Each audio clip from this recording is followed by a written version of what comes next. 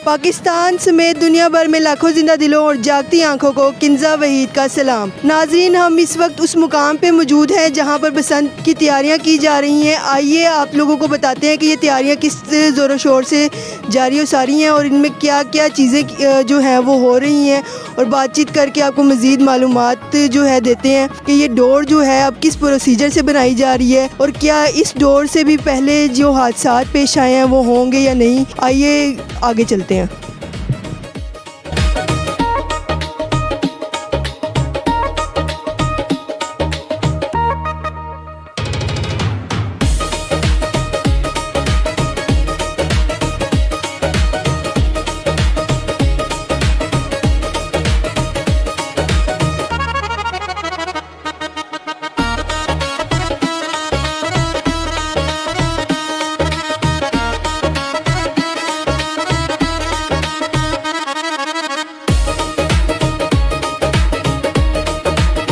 अस्सलाम वालेकुम नाज़रीन, हमारे साथ हाजी साहब इस वक्त मौजूद हैं जो कि बसंत के आने की खुशी में पिन्ने साथ लेके ही खड़े हुए हैं इंटरव्यू देने के लिए, क्योंकि इनका काम जो है रुका हुआ था। बसंत जैसे ही मनाने की अनाउंसमेंट हुई है तो काम जो है दोबारा से शुरू हो गया है। आइए इनसे जानते हैं कि काम किस कदर जो है तेज़ी से जारी है और क्या क्या जो है प्रोसीजर किए जा रहे हैं। अस्सलाम वालेकुम। वालेकुम अस्सलाम। सर, ये बसंत जो है अचानक से ही दोबारा से अनाउंसमेंट की गई है, तो सबसे पहले तो आप बताएं कि आपको खुशी कितनी हुई है, उसके बाद जो है आगे हम मज़ीद आपसे बातचीत करते हैं। एक तो आप इसमें पहला आपके सवाल का मैं हिस्से का जवाब देना चाहूँगा कि ये अचानक नहीं हुई। इसके पीछे हमारे बहुत से सीनियर्स की, दोस्तों की स्ट्रगल है और स्पेशली मरियम नवाज़ का हम शुक्रिया अदा करते हैं कि उन्होंने इस फेस्टिवल को इसको इजाज़त दी है कि हम इसको मना सकें।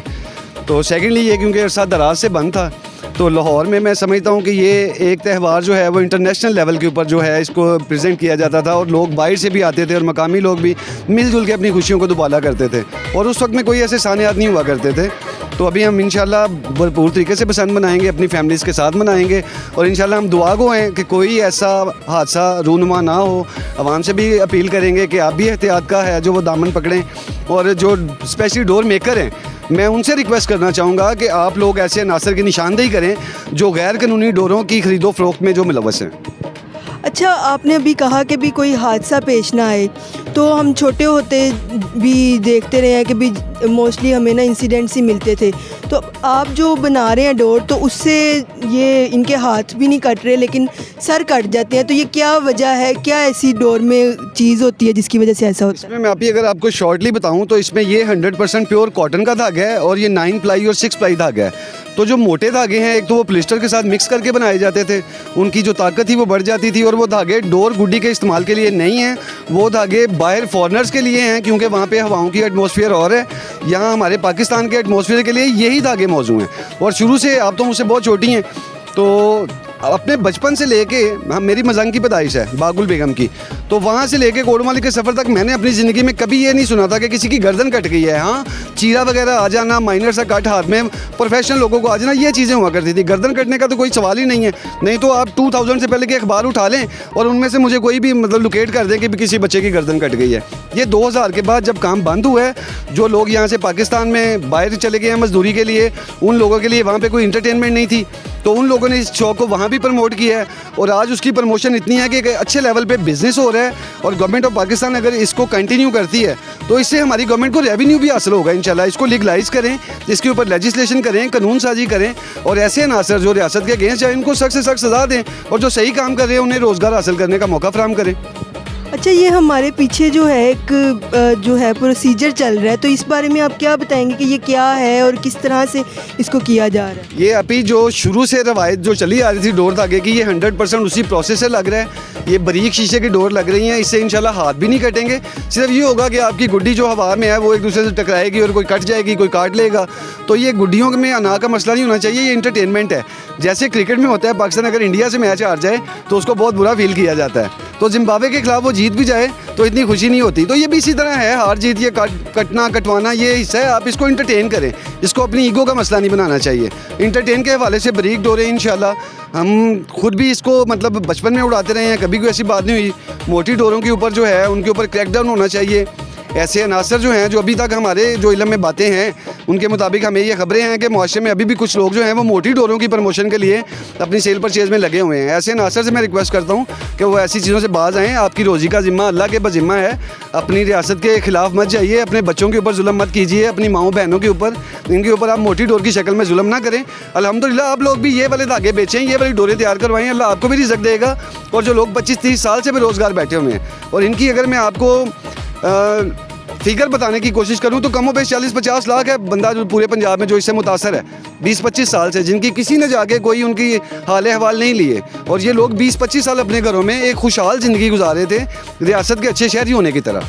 तो मैं गवर्नमेंट से भी ये रिक्वेस्ट करता हूँ कि आप ऐसे अनासर के ऊपर जो आपने टीम्स बनाई हैं, आप उनको ज़रूर ये हदायत करें कि ऐसे अनासर को किसी सूरत कोई रियायत ना दी जाए। वो किसी रियायत के मुस्तहिक नहीं है। अब मरीम नवाज़ ने इतना अच्छा फ़ैसला लिया है आप लाहौर वालों के लिए, आप पंजाब वालों के लिए और पूरे पाकिस्तान के लिए।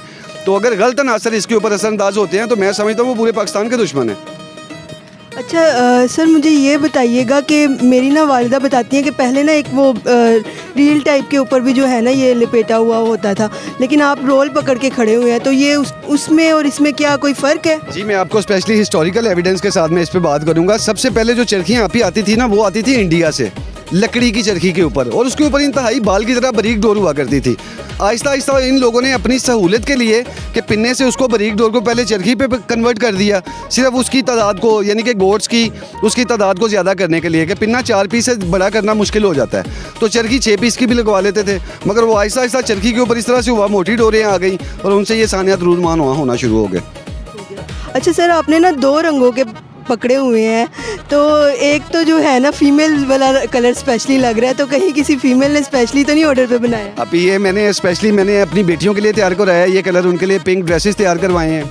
ये मैंने अपने बेटों के लिए जो है चॉकलेट कलर तैयार करवाया है, उनकी ड्रेसेस उस किस्म की होंगी, उनके गुड्डे भी इसी तरह के होंगे और इसी कलर में होंगे। तो हम तो एक बसंत को पूरा रंगीन करेंगे अपनी फैमिली के साथ इंशाल्लाह। अभी तक कितनी बुकिंग जो है हो चुकी है और की जा रही है? अभी हम किसी का अभी ऑर्डर नहीं पकड़ रहे, अपना स्टॉक लगाए जा रहे हैं, क्योंकि हमारे पास जो मोची दरवाज़े के होलसेलर्स हैं वो भी बड़ी रिक्वेस्ट कर रहे हैं कि आप हमारे साथ मिलकर चलें, और हम मोची दरवाज़ा वालों के साथ ही चलेंगे, क्योंकि पहले भी हम उन्हीं लोगों का काम किया करते थे अपने से अलावा।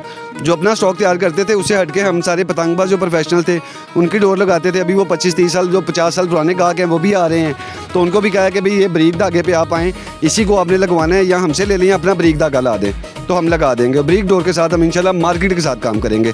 जो कस्टमर यहाँ तक आएंगे, सेलर का लाइसेंस मेरे दोस्त हैं वो काम करें, उनको उधर रेफ़र कर देंगे ताकि वो जाके उनसे अपनी ख़रीदारी हमारी लगी हुई डोर की कर सकें।